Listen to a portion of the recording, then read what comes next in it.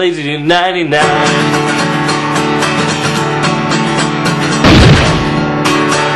I am a Batman fan, and I'm a Canadian man. I do top 10 lists, tonight ketchup chips.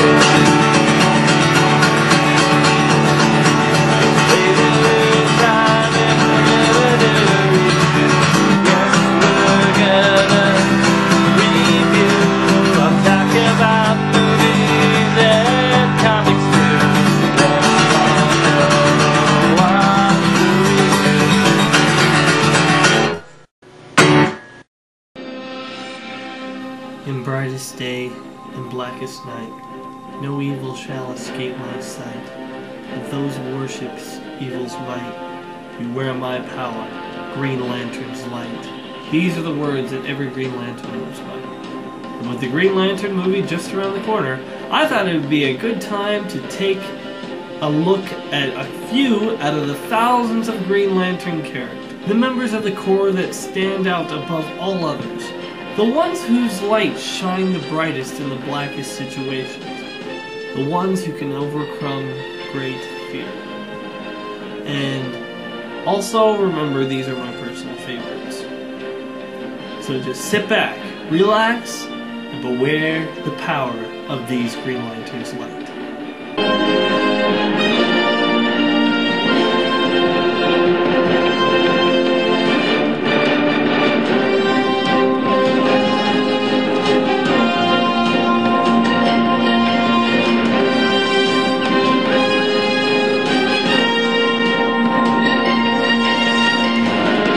Number 10.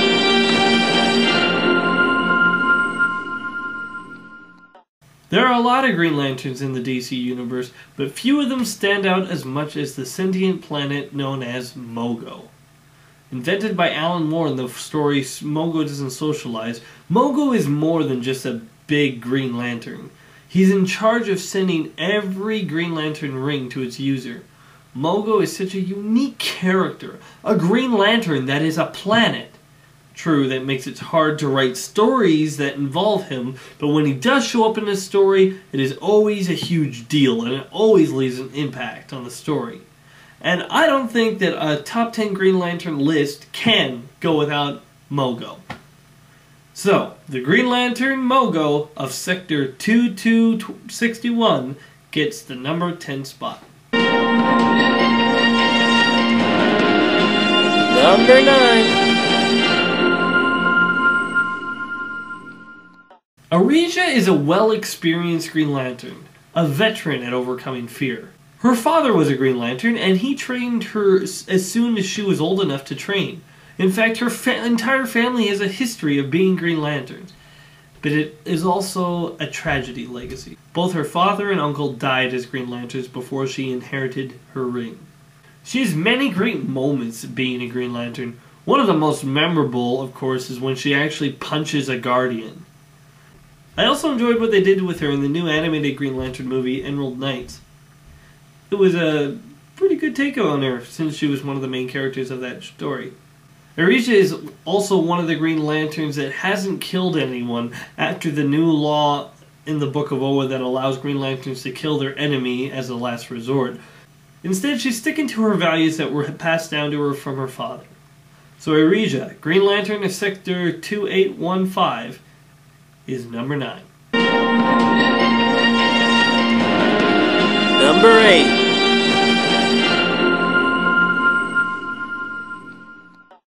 Who would have thought that you could make a character that is a fly interesting? But there are so many things that are interesting about Lantern Biz. First thing is that his partner is Mogo. One of the smallest lanterns in the world is paired up with the largest Green Lantern. The thing about this guy, you know that he must have a little bit of an inferiority complex about being a bug and his partner is a planet. And the thing is, since Mogo is a planet, Bzzz has to really do all the lanterning in this sector, because Mogo can't go around and stopping crimes, because he's a planet. The issue that I really got to like Bzzz was in an issue where Mogo was facing down a whole bunch of Green Lantern, and it was a standoff. He didn't really know who would win. And then Bzzzt flies inside Mogo and goes nuts and takes him down. Unfortunately, it would be the last time that Bzzzt would be in comics alive. He sacrificed himself doing that and died in the issue. He did come back as a Black Lantern in Blackest Night. However, there's still hope for Bzzzt, because he will be one of the Lanterns in the Green Lantern movie. So hey, at least I have that to look forward to. But for me, Bzzzt, former Green Lantern of Sector 2261, gets number 8. Number 7.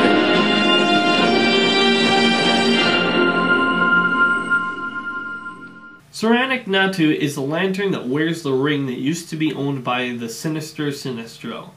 And her homeworld Krogar, which is a really hard planet to handle because they either want to kill her or they want to make her their leader. And she doesn't really want either. She also has a really good relationship with Kyle Rayner, and it feels really genuine and adds a whole lot of heart into the stories. I also like that she is a surgeon and she isn't just a lantern. She just has a passion for those who can't defend themselves. And the thing is, it's really what being a Green Lantern is all about, standing up for those who don't have the power to stand up for themselves. But her dilemma gets even more interesting when we find out that not only has she inherited Sinestro's ring, spoilers alert, but she has also inherited Sinestro's DNA.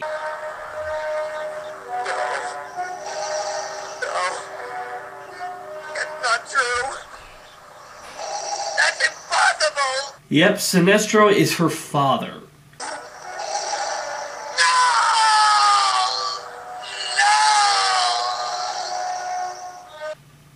And this makes me want her to marry Kyle Rayner because I just am giddy at the thought of Sinestro being Kyle Rayner's father-in-law. But I digress. Soranik Natu is one of the members of the Corps that you just end up to love and you feel the character's passion. And that lands Soranik Natu, Lantern of Sector 1417, at the number 7 spot. Number 6.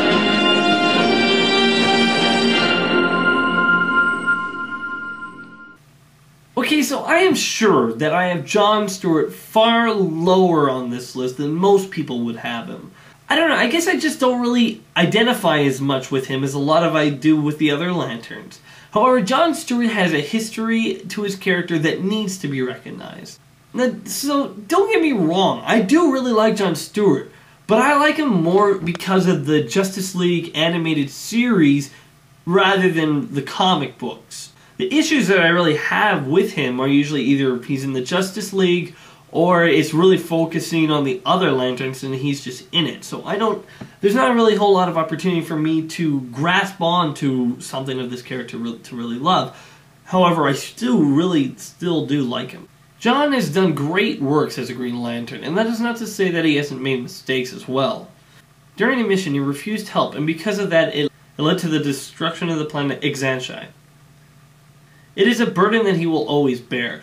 But more importantly, John is just one of those characters that, even though I don't really relate to him as much, he is a Lantern that is a soldier.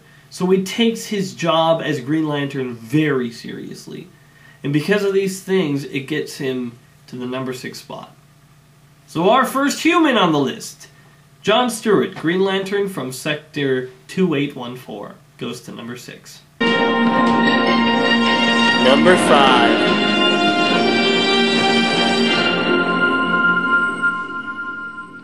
Now this character hasn't really been in comics that long. Sodam Yat appeared in the Sinestro Corps, and he is a Daxamite, and under a yellow sun, he gets extra powers very similar to Superman. He may be a rookie Green Lantern in status, but he's a very skilled Lantern, surviving an attack from the Anti-Monitor and destroying the sentient city Ranx. He also has a fascinating backstory. See, his entire planet is like very afraid of outsiders and like very, for lack of a better word, they're racist to anyone that isn't their species. Sodam Yat seems to be the only one that's not. He's really curious about the outside world and what other planets there could be. And one day an alien crashes near his house, and he goes and he befriends the alien. They can't speak to one another, but they befriend one another and teach each other different things. However, his parents find out, and what do? They have him killed, the alien, and then they put Sodam Yat in this machine and try brainwashing his mind to think that all other outsiders are evil. And if that wasn't bad enough, trying to program somebody's mind, they take his best friend and they stuff him and they put him on display in a museum, making him look real evil, and use him as a tool for fear so everyone else will still be afraid. Because they're like, hey, look, this is what's going to happen. Imagine if your best friend was stuffed and put in a museum. How would you feel? But I think the thing that really gravitated to me for Sodam Yat was the big fight between him and Superboy Prime.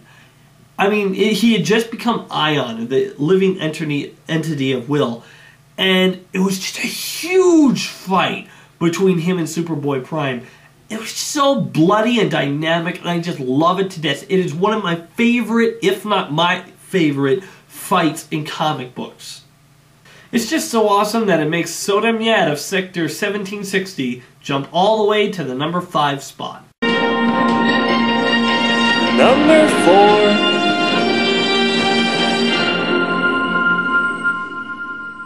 When it comes to veterans of the Green Lantern Corps, Kilowog is definitely one of them. Kilowog is the trainer of the Green Lanterns. He has to train all the other Green Lantern rookies into shape. He's just a big lantern with a big heart, and he is sometimes a tough character, but you know, he really loves his rookies, and he really cares about them. He may be tough on them at times, but it's just the same of any sergeant, but you can know that he has a humongous big heart underneath. However, he is also a humble lantern, never trying to take the spotlight. He would rather see his students that he trains become bigger and better lanterns than he is, than for himself to be the best lantern. I don't know what the reason is that out of all the other aliens of the Green Lantern Corps, Kilowog stands out among them. I don't know why, but the simple, brutish, but heartwarming nature of this character will live on. And by the way, I really am excited to see what Michael Clark Duncan does with this character in the Green Lantern movie. Not much else to say. Kilowog is just a tough but lovable Green Lantern of Sector 674. And he booms all the way to the number 4 spot. Number 3.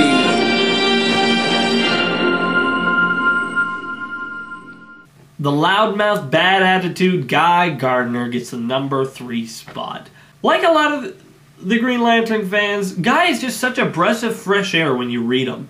Like, from a lot of the other Green Lanterns have a more brooding tone, and they take their job so seriously. And it's not to say that Guy doesn't take his job seriously, but he enjoys being a Green Lantern so much, and he has such a smug attitude, but you can't help but like him.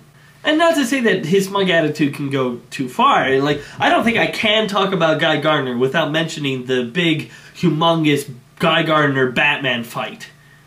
And by humongous fight, I mean Batman knocking him out with one punch. Oh man, classic. But either way, Guy is always ready for a fight. With his ring that is always sparking and ready for action, Guy has great dialogue with other lanterns. He always seems to stand out in a conversation. I like Guy solely because he's just such a pleasure to read. And he is like someone that you almost want to be. Almost. There are some times where his attitude can go too far. For example, in The Blackest Night, there was a moment where Guy was taken hold by a Red Lantern ring. And Guy just let his rage take hold of him, and he nearly killed some lanterns because his rage was just so big, and it took an intervention by Mogo before he was able to calm down and get it off.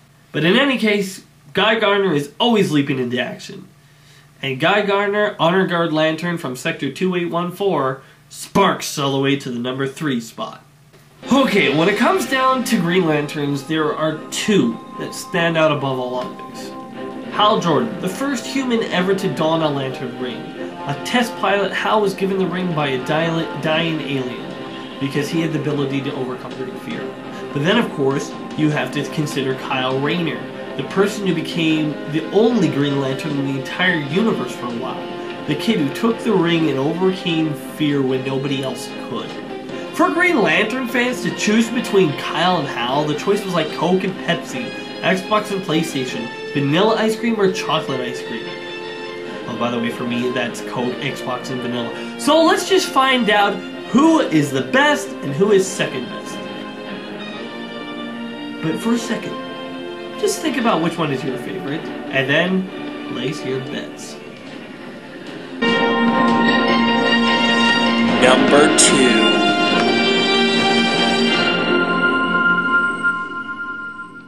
Okay, so when Hal was possessed by Parallax and then became the Spectre, there was only one Green Lantern in the universe for a while, and that was Kyle Rayner.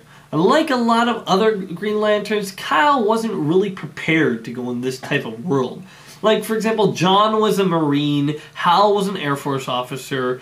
Kyle, however, was an artist. He drew pictures. However, Kyle has shown time and time again that he is willing to do what it takes to get the job done.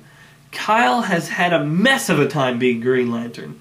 And I don't think I can talk about Kyle without telling you how, when he was just starting out, he came home to find his girlfriend killed and stuffed in his refrigerator. There, I mentioned it. But even through all of the tragedy that he has gone through, Kyle has overcome fear over and over. Kyle, for me, is such a relatable and intriguing character. I also like how he acts with all the other Lanterns. He and Guy have a great friendship, and the mutual respect that he and Hal have for each other is just great. I love the moment where Hal finally comes back from the dead, and they just fight Sinestro, and after that, they just take a moment to shake hands, because they just have such a mutual respect for each other. Kyle is just such a relatable character. He seems to us very much like we are. We see him and we all just wish that if we were in the same situation, we could do what he would do, that we would do what he did. And Kyle has been in many situations. He's been possessed by Parallax, he's in the relationship with Soranik Natu, he was Ion, he's gone toe-to-toe with Sinestro, he has even died. But don't worry, he got over it. So, Kyle Rayner, Honor Guard of Sector 2814, goes to the number 2 spot. And the number 1 Green Lantern is... Okay, now when it comes to comic books, when I buy a Green Lantern comic, I don't buy it to read about Kyle Rayner. I mean, I like to read about Kyle Rayner, but I read Green Lantern because of Hal Jordan, the Green Lantern. There is a reason that the new Green Lantern movie is about Hal Jordan. And it's not just because he was the first human Green Lantern. It is because Hal Jordan is the best Green Lantern. Hal has just gone through so much crap and so many things in his service as a Green Lantern ever since he was given the ring by Abin Sur. Whether it be having your best friend become your worst enemy, or being possessed by the entity of fear, Parallax, having your girlfriend turn into an enemy, or coming back from the dead, Hal Jordan, in my mind, is the best Green Lantern. Hal is really different from most of the superhero characters. He like a lot of the characters, they have different identities, you know, as Batman is different from Bruce Wayne, Clark Kent is a little bit different from Superman. Hal Jordan is Green Lantern, and it is who he is, and he doesn't hide anything. And you know, he has brothers, and he just feels like such a real character to me. You know, he tries his best to, but sometimes he fails, and when he fails, there are real big consequences. He let himself feel fear, and Parallax took over, and he did terrible things. But what being a Green Lantern is all about is overcoming your fears and overcoming your mistakes. And Hal has done that in comic books in a big way. Hal, to me, has always shown me in comics that if you had tried your best to live your life without fear of tomorrow, without fear of anything, that it could have been you that the ring chose. Hal really is the one reason I am into Green Lantern in the first place. I mean, if it wasn't for Hal, I wouldn't even have made this list at all, because I wouldn't have been into Green Lantern. I wouldn't have found out about all these other good characters. But in the end, all I have to say is, Hal Jordan, Green Lantern of Sector 2814, is the #1 Green Lantern.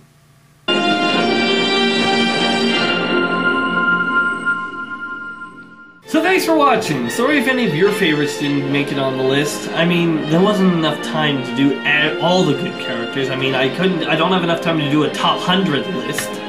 Man, that would take a long video to take. But, I know there's gonna be some of your favorites that aren't gonna be on here, but these are my favorites. So thanks for watching. Remember guys, I'm LazyDude99, and if I don't like it, it's not worth it. Zero. Be sure to check out more of my other videos on my channel, and wait for more coming soon.